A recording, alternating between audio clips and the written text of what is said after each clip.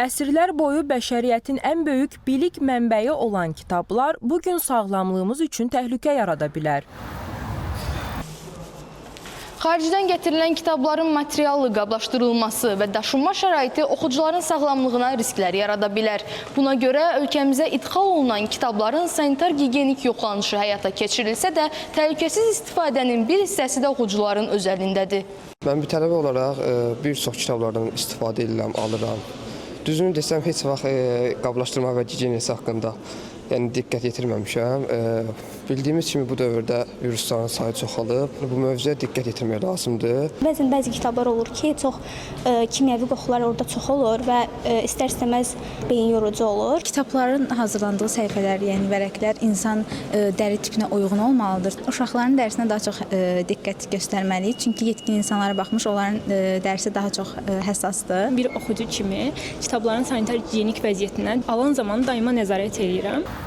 Mütəxəssislər bildirirlər ki, kitabların ideal saxlanma temperaturu müsbət 18-22 dərəcə Selsi olmalıdır. Bu diapazon həm kağızın quru qalmasının, həm də kif və zərərli mikroorqanizmlərin yaranmasının qarşısını alır. Eyni dərəcədə vacib olan digər göstərici isə rütubət səviyyəsidir. Kitabxanalarda və arxivlərdə bu göstərici 40-60% olmalıdır.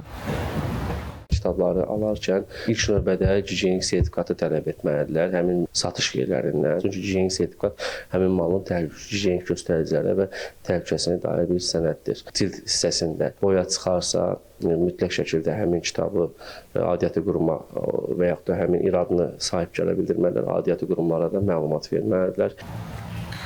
Sadalananlara riayət olunmazsa, bu bir sıra dəri xəstəliklərinə, asma, allergiyalara gətirib çıxara bilər.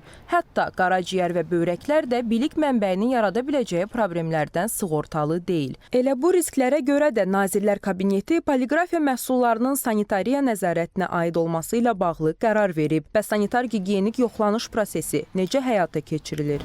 Respublikaya idxal edilən sanitariya nəzarətinə aid müvafiq məhsula gigiyenik sertifikatın verilməsi idxalçı və ya onun səlahiyyətli nümayəndəsi tərəfindən mərkəzə müraciət əsasında olur. Azərbaycan Respublikasının gömrük ərazisinə idxal olmuş sanitariya məhsullarının nəzarətinə aid qeyri-ərzaq məhsullarının üzərində mərkəz tərəfindən bir neçə ekspertiza həyata keçirilir ki, bura sənəd ekspertizası, eynilik ekspertizası, sanitariya-gigiyenik ekspertiza daxildir.